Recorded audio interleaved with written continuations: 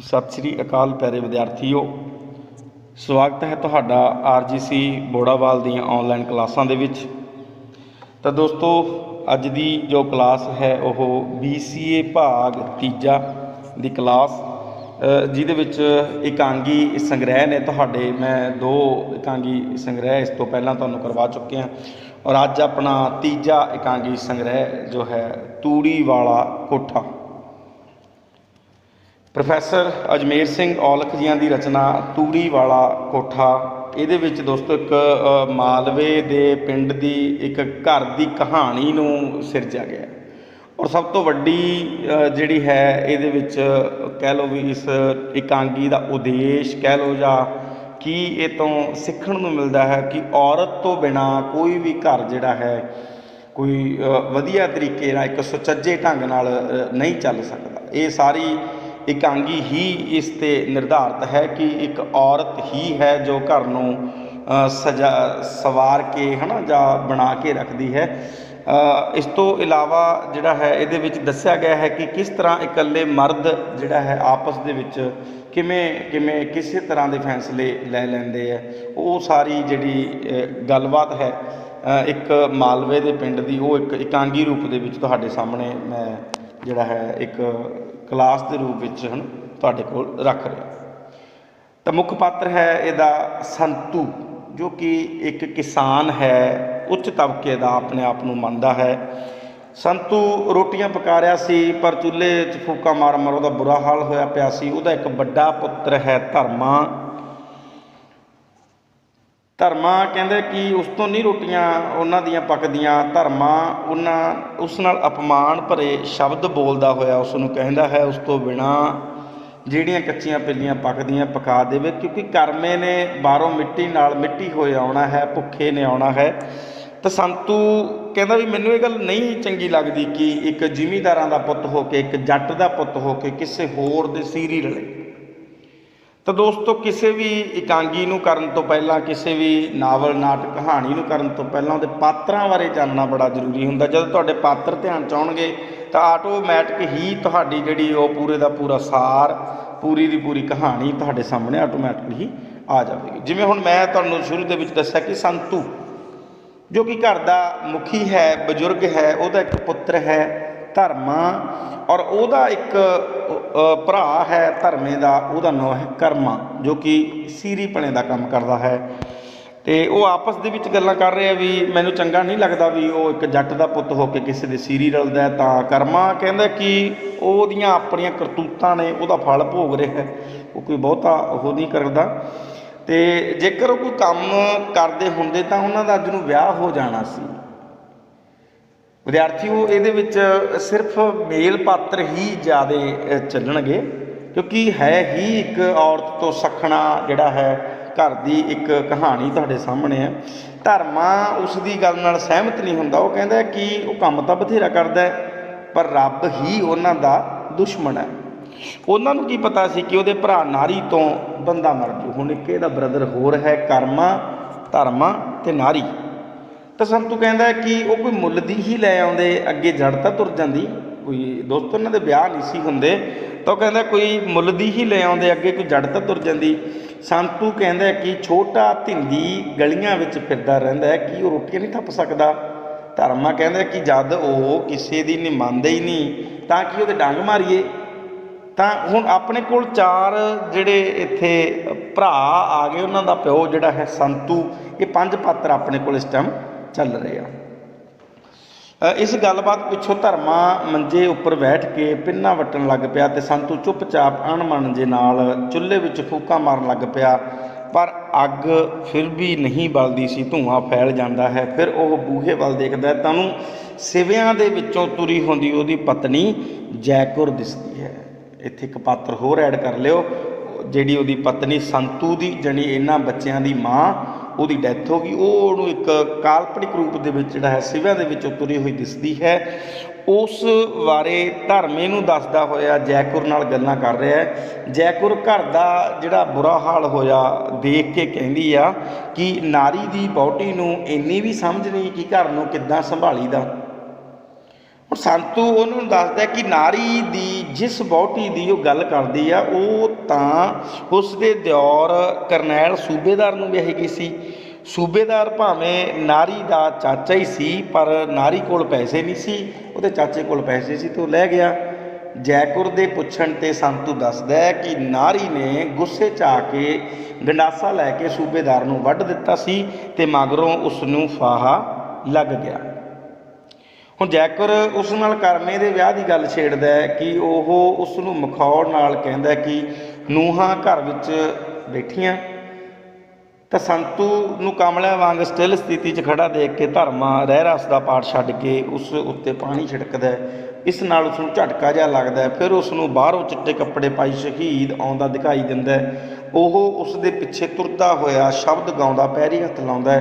ਧਰਮਾ ਅਰਦਾਸ ਕਰਕੇ ਫਿਰ ਉਸ ਉੱਤੇ ਪਾਣੀ ਛਿੜਕਦਾ। ਸੰਤੂ ਫਿਰ ਜਿਹੜਾ ਇੱਕਦਮ ਸਟਿਲ ਹੋ ਜਾਂਦਾ।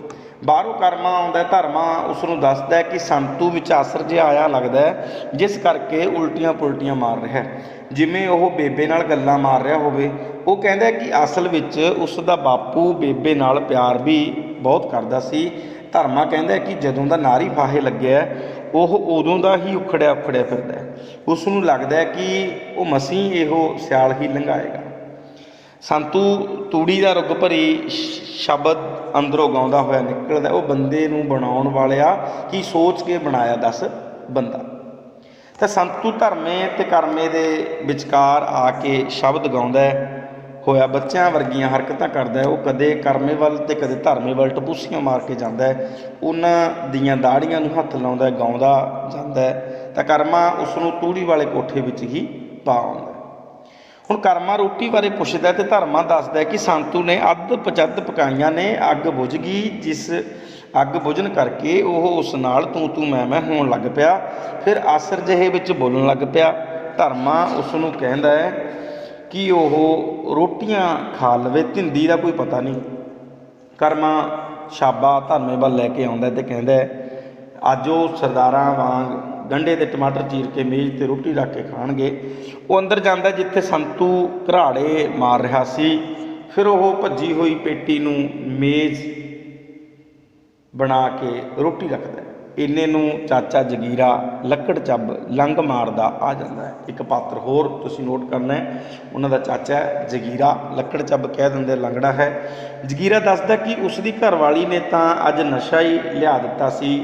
ਉਸ ਦਾ ਵੱਡਾ ਭਰਾ ਇੰਦਰ ਸਿੰਘ ਉਸ ਨੂੰ ਕਹਿਣ ਲੱਗਾ ਕਿ ਉਹ ਉਸ ਦੀ ਜ਼ਮੀਨ ਵੰਡ ਦੇਵੇ, ਕਿਉਂਕਿ ਉਸਨੇ ਮੁੱਲ ਦੀ ਤੀਵੀਂ ਲਿਆ ਕੇ ਆਪਣਾ ਘਰ ਵਸਾਉਣਾ ਹੈ। ਅਤੇ ਲੱਕੜ ਚੱਬ ਨੇ ਦੱਸਿਆ ਕਿ ਉਸਨੇ ਉਸ ਨੂੰ ਕਿਹਾ ਫਿਰ ਉਹ ਉਸ ਦੀ ਤੀਵੀਂ ਹੀ ਸਾਂਭ ਲਵੇ, ਪਰ ਉਹ ਨਾ ਮੰਨਿਆ। ਫਿਰ ਉਸ ਦੀ ਘਰਵਾਲੀ ਉੱਠੀ ਅਤੇ ਕਹਿਣ ਲੱਗੀ ਕਿ ਜੇਕਰ ਉਸਨੇ ਵੱਖਰਾ ਹੀ ਹੋਣਾ ਹੈ, ਅੱਡ ਹੀ ਹੋਣਾ ਹੈ, ਤਾਂ 6 ਨਿਆਣਿਆਂ ਦਾ ਅੱਧ ਵੰਡ ਲਵੇ। ਇਹ ਸੁਣ ਕੇ ਇੰਦਰ ਨੂੰ ਕੁਝ ਨਾ ਆਵੜਿਆ ਅਤੇ ਕਹਿਣ ਲੱਗਾ ਕਿ ਚਲੋ ਉਹ ਵੱਖ ਨਹੀਂ ਹੁੰਦੇ। ਹੁਣ ਲੱਕੜ ਚੱਬ ਦੀ ਘਟਨਾ ਸੁਣਦਿਆਂ ਹੀ ਅੱਜ ਉਸ ਦਾ ਛੋਟਾ ਪ੍ਰਾਹੁਣਾ ਦਿਦਾਰ ਸਿੰਘ ਆ ਗਿਆ। ਜਦੋਂ ਉਹ ਹੱਥ ਨੇ ਪੀਣ ਲੱਗੇ ਤਾਂ ਉੱਪਰੋਂ ਗੁਲਜ਼ਾਰਾ ਆ ਕੇ ਕਹਿਣ ਲੱਗਾ ਕਿ ਉਸਨੇ ਆਪਣੇ ਫੁੱਫੜ ਦਿਦਾਰ ਨੂੰ ਆਪਣੇ ਘਰ ਲਿਜਾ ਕੇ ਪਿਲਾਉਣੀ ਹੈ। ਦੋਸਤ ਪਿਆਰੇ ਵਿਦਿਆਰਥੀਓ, ਇਹਦੇ ਵਿੱਚ ਪਾਤਰ ਕਾਫੀ ਆ ਰਿਹਾ। ਤੁਸੀਂ ਜਦ ਵੀ ਨਵਾਂ ਪਾਤਰ ਆਉਂਦਾ ਤਾਂ ਸੁਣਨ ਅਨੁਸਾਰ ਹੀ ਤੁਸੀਂ ਆਪਣੀ ਕਾਪੀ ਦੇ ਉੱਤੇ ਪਾਤਰ ਨੂੰ ਲਿਖ ਲੈਣਾ। ਉਹਨਾਂ ਕਿਹਾ ਕਿ ਉਹਨਾਂ ਦੀ ਤੀਵੀਂ ਕੱਬੀ ਹੈ, ਉਹ ਇਹ ਪ੍ਰੋਗਰਾਮ ਨਾ ਬਣਾਵੇ, ਪਰ ਉਹ ਨਾ ਮੰਨਿਆ। ਲਿਜਾ ਕੇ ਬੈਠਕ ਵਿੱਚ ਮੰਜਾ ਢਾਹ ਕੇ ਤੂੜੀ ਵਿੱਚੋਂ ਘਰ ਦੀ ਕੱਢੀ ਸ਼ਰਾਬ ਲੈ ਆਇਆ। ਅੰਦਰ ਜਾ ਕੇ ਉਸਨੇ ਆਪਣੀ ਪਤਨੀ ਭਗਵਾਨ ਕੌਰ ਨੂੰ ਕਿਹਾ ਕਿ ਉਹ 3 ਗਲਾਸ ਅਤੇ ਗੜਬੀ ਪਾਣੀ ਦੀ ਦੇ ਦੇਵੇ, ਨਾਲੇ 3 ਬੰਦਿਆਂ ਦੀ ਰੋਟੀ ਬਣਾ ਦੇਵੇ। ਇਹ ਸੁਣ ਕੇ ਸੂਈ ਕੁੱਤੀ ਵਾਂਗ ਉਹਦੀ ਘਰਵਾਲੀ ਪਈ ਅਤੇ ਗੁਲਜ਼ਾਰੇ ਨੇ ਉਸ ਨੂੰ ਸਮਝਾਉਣ ਦੀ ਥਾਂ ਉਸਦੇ ਇੱਕ ਮਾਰ ਦਿੱਤੀ। ਤਾਂ ਭਗਵਾਨ ਕੌਰ ਚੁੱਲ੍ਹੇ ਵਿੱਚੋਂ ਬਲਦੀ ਅੱਗ ਲੈ ਕੇ ਮਗਰ ਦੌੜੀ ਅਤੇ ਉਹ ਉੱਥੇ ਸਾਰੇ ਦੌੜ ਪਏ ਅਤੇ ਉਸ ਦੀ ਪੱਗ ਹੀ ਉੱਥੇ ਰਹਿ ਗਈ। ਭੱਜਦਾ ਉਹ ਡਿੱਗ ਪਿਆ ਅਤੇ ਉਹਦੇ ਪੈਰ 'ਚ ਮਚਕੋੜ ਆ ਗਈ। ਇਸ ਕਰਕੇ ਉਹ ਲੰਗੜਾ ਹੀ ਰਹਿ ਗਿਆ।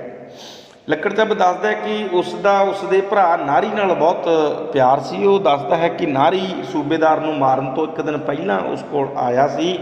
ਉਸ ਦੇ ਹੱਥ ਵਿੱਚ ਠੇਕੇ ਦੀ ਇੱਕ ਬੋਤਲ ਸੀ ਅਤੇ ਉਹ ਕਹਿ ਰਿਹਾ ਸੀ ਕਿ ਉਸਨੇ ਇੱਕ ਬੰਦਾ ਮਾਰਨਾ ਹੈ। ਦੂਸਰੇ ਦਿਨ ਹੀ ਉਸਨੇ ਗੰਡਾਸਾ ਮਾਰ ਕੇ ਉਸ ਨੂੰ ਮਾਰ ਦਿੱਤਾ। ਲੱਕੜ ਚੱਬ ਕਹਿੰਦਾ ਕਿ ਨਾਲੇ ਸੂਬੇਦਾਰ ਆਪ ਮਰ ਗਿਆ ਅਤੇ ਨਾਲੇ ਉਹਦੇ ਘਰ ਦੀ ਬਰਬਾਦੀ ਕਰ ਗਿਆ। ਉਹ ਸਮਝਦਾ ਸੀ ਕਿ ਜੇਕਰ ਸੂਬੇਦਾਰ ਪਿਛਲੀ ਉਮਰੇ ਉਸ ਤੋਂ ਜ਼ਮੀਨ ਨਾ ਵੰਡਾਉਂਦਾ ਤਾਂ ਉਹਨਾਂ ਵਿੱਚੋਂ ਇੱਕ ਅੱਧਾ ਮੰਗਿਆ ਵਿਆਹਿਆ ਜਾਂਦਾ, ਜੱਗ ਵਿੱਚ ਉਹਨਾਂ ਦਾ ਸੀਰ ਪੈ ਜਾਂਦਾ। ਉਹ ਕਹਿੰਦਾ ਕਿ ਤੀਵੀਂ ਬਿਨਾ ਬੰਦੇ ਦੀ ਜ਼ਿੰਦਗੀ ਨਹੀਂ ਲੰਘਦੀ, ਵਿਆਹ ਤੋਂ ਬਿਨਾ ਆਦਮੀ ਇੱਕ ਤੂੜੀ ਦਾ ਕੋਠਾ ਹੀ ਹੁੰਦਾ, ਭਰਿਆ ਹੋ ਨਿਰਾ ਤੂੜੀ ਦਾ, ਜੇ ਭਾਈ ਖਾਲੀ ਹੋ ਤਾਂ ਅਗਲਾ ਘਰ ਦਾ ਸਾਰਾ ਸੰਦ ਸੰਧੇੜਾ ਸੁੱਟੀ ਰੱਖੋ। ਤੇ ਧਰਮਾ ਕਹਿੰਦਾ ਕਿ ਗੁਲਜ਼ਾਰੇ ਵਰਗੇ ਦੀ ਤੀਵੀਂ ਨਾਲੋਂ ਤਾਂ ਬੰਦਾ ਇਕੱਲਾ ਹੀ ਚੰਗਾ। ਲੱਕੜ ਚੱਬ ਕਹਿੰਦਾ ਕਿ ਤੀਵੀਂ ਭਾਵੇਂ ਲੱਖ ਐਬ ਹੋਵੇ, ਪਰ ਜੇ ਬੰਦੇ ਨੂੰ ਰੱਜ ਕੇ ਮੋਹ ਕਰਨ ਵਾਲੀ ਹੋਵੇ ਤਾਂ ਕੋਈ ਚੀਜ਼ ਬਣਾਈ ਹੈ ਤਾਂ ਉਹ ਸਿਰਫ ਤੀਵੀਂ ਹੀ ਆ। ਉਹ ਦੱਸਦਾ ਕਿ ਕਿੱਦਾਂ ਨਾਰੀ ਦੀ ਪ੍ਰੇਮਿਕਾ ਉਸ ਪਿੱਛੇ ਆਪਣੇ ਲੋਹਲੇ ਜਿਹੇ ਘਰ ਵਾਲੇ ਤੋਂ ਨਿੱਤ ਕੁੱਟ ਖਾਂਦੀ ਰਹੀ। ਨਾਰੀ ਫਾਹੇ ਲੱਗਿਆ ਤਾਂ ਮਰਦ ਦੀ ਬੱਚੀ ਉਸ ਨੂੰ ਰੱਬ ਵਾਂਗ ਪੂਜਦੀ ਰਹੀ। ਇਹਨੇ ਨੂੰ ਲੱਕੜ ਚੱਬ ਨੂੰ ਘਰੋਂ ਸੁਨੇਹਾ ਆ ਜਾਂਦਾ ਕਿ ਉਹ ਧਿੰਦੀ ਤੋਂ ਸ਼ਰਾਬ ਲੈਣ ਲਈ ਵੀਰੇ ਵੱਲ ਚਲਾ ਜਾਂਦਾ ਹੈ ਤਾਂ ਉਸ ਦੇ ਜਾਣ ਮਗਰੋਂ ਕਰਮਾ ਧਰਮੇ ਨੂੰ ਰੋਟੀ ਖਾਣ ਲਈ ਕਹਿੰਦਾ ਹੈ, ਪਰ ਧਰਮਾ ਕਹਿੰਦਾ ਕਿ ਉਸਨੇ ਨਹੀਂ ਖਾਣੀ। ਕਰਮੇ ਦੀ ਜਿੱਦ ਕਰਨ 'ਤੇ ਉਹ ਕਹਿੰਦਾ ਹੈ ਕਿ ਉਹ ਰੋਟੀ ਨਹੀਂ ਸਗੋਂ ਉਸ ਦਾ ਮਾਸ ਖਾਂਦੇ ਨੇ ਜਿਹੜਾ ਜੱਟ ਦਾ ਪੁੱਤ ਹੋ ਕੇ ਉਹਨਾਂ ਦੀ ਖਾਤਰ ਸੀਰੀ ਰਲਿਆ ਹੋਇਆ। ਨਾਰੀ ਨੇ ਚਾਚਾ ਮਾਰ ਕੇ ਉਹਨਾਂ ਨੂੰ ਮੰਗਤੇ ਬਣਾ ਦਿੱਤਾ, ਪਰ ਕਰਮਾ ਨਾਰੀ ਨੂੰ ਮਰਦ ਦਾ ਬੱਚਾ ਆਖਦਾ ਹੈ। ਉਹ ਕਹਿੰਦਾ ਕਿ ਨਾਰੀ ਨੇ ਮਰਨ ਤੋਂ ਪਹਿਲਾਂ ਵੀ ਉਹਨਾਂ ਦੀ ਜ਼ਿੰਦਗੀ ਇਹੋ ਜਿਹੀ ਦੁਰਦਸ਼ਾ ਭਰੀ ਸੀ ਤਾਂ ਉਹਨਾਂ ਦੀ ਬੇਬੇ ਲੋਕਾਂ ਦੇ ਪੈਰਾਂ ਵਿੱਚ ਚੁੰਨੀਆਂ ਰੱਖਦੀ ਮਰ ਗਈ ਕਿ ਉਹਦਾ ਇੱਕ ਪੁੱਤ ਹੀ ਵਿਆਹਿਆ ਜਾਵੇ, ਪਰ ਕਿਸੇ ਦਾ ਕੋਈ ਸਾਕ ਨਾ ਆਇਆ। ਅਸਲ ਵਿੱਚ ਜ਼ਿੰਦਗੀ ਪੈਸਿਆਂ ਵਾਲੇ ਤੇ ਲੁੱਚੇ ਲੰਡਿਆਂ ਕੋਲ ਹੀ ਹੈ, ਪਰ ਇਹੋ ਸੁੱਕੇ ਟੁੱਕ ਦੀ ਬੁਰਕੀ ਦਾਦਿਆਂ ਪੜਦਾਦਿਆਂ ਤੋਂ ਉਹਨਾਂ ਦਾ ਮੂੰਹ ਚੜਾਉਂਦੀ ਹੈ। ਧਰਮਾ ਇਸ ਨੂੰ ਵਾਹਿਗੁਰੂ ਦੇ ਕਰਮ ਦੀ ਖੇਡ ਦੱਸਦਾ ਹੈ, ਪਰ ਕਰਮਾ ਪੁੱਛਦਾ ਹੈ ਕਿ ਉਹਨਾਂ ਨੇ ਰੱਬ ਦਾ ਕੀ ਵਿਗਾੜਿਆ? ਕੀ ਵਾਹਿਗੁਰੂ ਨੇ ਉਹਨਾਂ ਨੂੰ ਹੀ ਕੁੱਤੇ ਵਾਲੀ ਦੁਨੀ 'ਚ ਪਾਉਣਾ ਸੀ? ਵਾਹਿਗੁਰੂ ਨੂੰ ਬਲਵੰਤ ਬਲੈਕੀਆ ਨਹੀਂ ਸੀ ਦਿਸਦਾ? ਧਰਮਾ ਉਸ ਨੂੰ ਨਾਸਤਿਕ ਕਹਿੰਦਾ ਹੈ ਤੇ ਕਰਮਾ ਕਹਿੰਦਾ ਕਿ ਉਹ ਤਾਂ ਨਾਸਤਿਕ ਹੋਣ ਕਰਕੇ ਹੀ ਸੀਰੀ ਰਲਿਆ ਫਿਰਦਾ, ਪਰ ਉਹ ਦੋਵੇਂ ਵੇਲੇ ਨਾਮ ਜਪਣ ਵਾਲੇ ਥੱਲੇ ਵੀ ਕੋਈ ਨਵਾਰੀ ਪਲੰਗ ਨਹੀਂ ਦਿਸਦਾ। ਇੰਨੇ ਨੂੰ ਸਾਦੇ ਲਸੰਸੀਏ ਦੇ ਦੂਜੇ ਵਿਆਹ ਦੇ ਗੀਤ ਸੁਣਾਈ ਦਿੰਦੇ ਹੈ, ਜਿਹੜਾ ਕਿ ਭਰਾ ਨੂੰ ਮਾਰ ਕੇ ਜ਼ਮੀਨ ਦਾ ਮਾਲਕ ਬਣਿਆ ਬੈਠਾ ਸੀ। ਇੰਨੇ ਨੂੰ ਧਿੰਦੀ ਸ਼ਰਾਬ ਨਾਲ ਰੱਜਿਆ ਝੂਮਦਾ ਹੋਇਆ ਆਉਂਦਾ ਤੇ ਇੰਨੇ ਨੂੰ ਹੀ ਕਰਮਾ ਨੂੰ ਸੀਰੀ ਹੋਣ ਦਾ ਮਿਹਣਾ ਦਿੰਦਾ ਤੇ ਨਾਲ ਹੀ ਹੋਰ ਵੀ ਦਿਲ ਸਾੜਵੀਆਂ ਗੱਲਾਂ ਕਹਿੰਦਾ ਤਾਂ ਧਰਮਾ ਉਹਨਾਂ ਨੂੰ ਵਰਜਦਾ, ਪਰ ਕਰਮਾ ਰਤਾ ਵੀ ਗੁੱਸੇ ਵਿੱਚ ਨਹੀਂ ਆਉਂਦਾ, ਸਗੋਂ ਉਸ ਦੀਆਂ ਗੱਲਾਂ ਨੂੰ ਹਾਸੇ 'ਚ ਟਾਲ ਦਿੰਦਾ ਤੇ ਧਿੰਦੀ ਕਹਿੰਦਾ ਕਿ ਨਾਰੀ ਦੀ ਮਿੰਦੋ ਨਾਲ ਜਾਰੀ ਸੀ, ਇਸ ਕਰਕੇ ਮਿੰਦੋ ਉੱਤੇ ਉਸ ਦਾ ਹੱਕ ਸੀ। ਉਹਨਾਂ ਨੂੰ ਚਾਹੀਦਾ ਸੀ ਕਿ ਗੰਡਾਸੇ ਚੱਕਣ 'ਤੇ ਮਿੰਦੋ ਨੂੰ ਆਪਣੇ ਘਰ ਵਸਾਉਣ ਤੇ ਕਰਮਾ ਉਹਨਾਂ ਨੂੰ ਹੌਲੀ ਗੱਲ ਕਰਨ ਦੇ ਲਈ ਕਹਿੰਦਾ, ਪਰ ਉਹਨਾਂ ਨੂੰ ਗਿੰਦੀ ਤੇ ਮਲੰਗ ਕਹਿੰਦਾ। ਉਹ ਦੱਸਦਾ ਕਿ ਉਹ ਉਸ ਨੂੰ ਸੁਪਨੇ ਵਿੱਚ ਨਾਰੀ ਮਿਲਿਆ ਸੀ ਤੇ ਮੰਜੇ ਉੱਤੇ ਉਸੇ ਤਰ੍ਹਾਂ ਹੀ ਲੰਬਾ ਪਿਆ ਸੀ ਜਿਸ ਤਰ੍ਹਾਂ ਉਸ ਨੇ ਨਾਰੀ ਦਾ ਸੁਪਨਾ ਦੇਖਿਆ ਸੀ। ਉਹ ਦੱਸਦਾ ਕਿ ਉਸਨੇ ਸੁਪਨੇ 'ਚ ਦੇਖਿਆ ਕਿ ਉਸ ਦਾ ਵਿਆਹ ਮਿੰਦੋ ਨਾਲ ਉਹਦਾ ਵਿਆਹ ਹੋਇਆ ਤੇ ਧਿੰਦੀ ਦੇ ਇਸ ਗੱਲ 'ਤੇ ਕਹਿੰਦੇ ਨਾਰੀ ਨੇ ਮਿੰਦੋ ਵਿਹਾਂਦੜਾਂ ਵਾਲੇ ਕੱਪੜੇ ਪਾਈ ਪ੍ਰਗਟ ਹੁੰਦੇ ਨੇ। ਨਾਰੀ ਦੇ ਹੱਥ ਵਿੱਚ ਬੋਤਲ ਹੈ, ਉਹ ਬੋਤਲ ਰੱਖ ਕੇ ਪਾਣੀ ਨੂੰ ਪੀਣ ਲਈ ਕਹਿੰਦਾ। ਉਹ ਦੱਸਦਾ ਹੈ ਕਿ ਇਹ ਉਹ ਅੰਗਰੇਜ਼ੀ ਸ਼ਰਾਬ ਹੈ ਜਿਸ ਨੂੰ ਬਲਵੰਤ ਬਲੈਕੀਆ ਪੀਂਦਾ ਹੈ। ਕਰਮਾ ਕਹਿੰਦਾ ਕਿ ਉਹ ਕਿਸੇ ਦੀ ਨੂੰਹ ਧੀ ਨਾਲੋਂ ਘੱਟ ਨਹੀਂ। ਮਿੰਦੋ ਉਹਨਾਂ ਦੇ ਕਹੇ ਪਾਣੀ ਦੀ ਗੜਬੀ ਗਲਾਸ ਉਸ ਨੂੰ ਫੜਾ ਕੇ ਸੰਗਦੀ ਅੰਦਰ ਚਲੀ ਜਾਂਦੀ ਹੈ ਤੇ ਨਾਰੀ ਚਾਹੁੰਦਾ ਹੈ ਕਿ ਪਹਿਲਾਂ ਧਰਮਾ ਲਵੇ। ਧਿੰਦੀ ਵੀ ਧਰਮੇ ਨੂੰ ਨਾਰੀ ਦੇ ਵਿਆਹ ਦੀ ਖੁਸ਼ੀ ਲਈ ਪੀਣ ਦੇ ਲਈ ਕਹਿੰਦਾ, ਪਰ ਉਹ ਇਨਕਾਰ ਕਰ ਦਿੰਦਾ ਹੈ। ਨਾਰੀ ਧਿੰਦੀ ਨੂੰ ਕਹਿੰਦਾ ਕਿ ਉਹਨਾਂ ਨੂੰ ਧਰਮੇ ਦਾ ਧਰਮ ਨਹੀਂ ਭ੍ਰਿਸ਼ਟ ਕਰਨਾ ਚਾਹੀਦਾ। ਧਿੰਦੀ ਉਸ ਨੂੰ ਕਹਿੰਦਾ ਕਿ ਧਰਮਾ ਤਾਂ ਵੱਡਾ ਹੈ, ਪਰ ਮਿੰਦੋ ਛੋਟਿਆਂ ਤੋਂ ਕਿਉਂ ਘੁੰਡ ਕੱਢਦੀ ਆ। ਮਿੰਦੋ ਘੁੰਡ ਚੁਕਾਈ ਦੇਣ ਲਈ ਕਹਿੰਦੀ ਹੈ ਤਾਂ ਧਿੰਦੀ ਦੀ ਜੇਬ ਖਾਲੀ ਤੇ ਪਾਟੀ ਹੁੰਦੀ ਆ। ਧਿੰਦੀ ਦੇ ਕਹੇ ਮਿੰਦੋ ਉਧਾਰ ਕਰਨਾ ਮੰਨ ਕੇ ਘੁੰਡ ਚੁੱਕ ਲੈਂਦੀ ਹੈ ਤੇ ਸਾਰੇ ਉਹਨਾਂ ਦਾ ਰੂਪ ਦੇਖ ਕੇ ਬੌਂਦਲ ਜਾਂਦੇ ਆ ਤੇ ਨਾਰੀ ਸੁੰਦਰਤਾ ਦੀ ਮੂਰਤ ਬਣੀ ਮਿੰਦੋ ਨੂੰ ਵੇਖ ਕੇ ਵਿਸ਼ਵਾਸ ਆ ਜਾਂਦਾ ਹੈ। ਉਹਦਾ ਨੱਚਣ ਨੂੰ ਜੀ ਕਰਦਾ ਤੇ ਬੋਲੀ ਪਾਉਂਦੇ ਆ ਤੇ ਸਾਰੇ ਉਹਦਾ ਸਾਥ ਦਿੰਦੇ ਆ ਕਿ ਵਾਰੀ ਵਰਸੀ ਖੱਟਣ ਗਿਆ ਸੀ, ਖੱਟ ਕੇ ਲਿਆਂਦੀਆਂ ਮੂਨਾ ਘਰ ਦੀ ਨਾਰ ਬਿਨਾ ਕੁਝ ਨਹੀਂ ਭਰਾਵੋ ਜੂਨਾ। ਸਾਰੇ ਨੱਚਦੇ ਆ। ਧਰਮਾ ਵੀ ਨਾਲ ਕੱਛਾ ਮਾਰ ਤਾਲ ਮਿਲਾਉਂਦਾ ਤੇ ਮਿੰਦੋ ਸੰਗ ਤੇ ਖੁਸ਼ੀ ਨਾਲ ਉਹਨਾਂ ਦੇ ਵਿਚਕਾਰ ਦੂਰੀ ਹੋ ਜਾਂਦੀ ਹੈ। ਬੋਲੀ ਦੇ ਸਿਖਰ 'ਤੇ ਪੁੱਜਦਿਆਂ ਹੀ ਕਹਾਣੀ ਦੀ ਤੰਦ ਟੁੱਟ ਜਾਂਦੀ ਹੈ। ਨਾਰੀ ਤੇ ਮਿੰਦੋ ਅਲੋਪ ਹੋ ਜਾਂਦੇ ਨੇ। ਧਰਮੇ ਕਰਮੇ ਤੇ ਧਿੰਦੀ ਸਭ ਦੇ ਚਿਹਰੇ ਉੱਡ ਜਾਂਦੇ ਨੇ। ਅੰਦਰੋਂ ਸ਼ਕਲੋ ਬੇਸ਼ਕਲ ਹੋਇਆ ਸੰਤੂ ਤੂੜੀ ਦਾ ਰੁੱਗ ਪਰਿਵਾਰ ਨੂੰ ਨਿਕਲਦਾ ਹੈ ਤੇ ਉਹ ਗਾਉਂਦਾ ਹੈ ਕਿ ਮਾਇਆ ਦੀ ਇਸ ਦੁਨੀਆ ਅੰਦਰ ਤੂੰ ਇੱਕ ਪੈਸਾ ਖੋਟਾ, ਕਾਹਦੇ ਲਈ ਰੱਖੀ ਸਾਂਭ ਕੇ ਤੇਰੀ ਦੇਹ ਤੂੜੀ ਦਾ ਕੋਠਾ। ਤਾਂ ਵਿਦਿਆਰਥੀਓ, ਇਹ ਸੀ ਕਹਾਣੀ ਤੂੜੀ ਦਾ ਕੋਠਾ। ਅੱਜ ਦੀ ਕਲਾਸ ਵਿੱਚ ਸਿਰਫ ਇੰਨਾ ਹੀ। ਧੰਨਵਾਦ।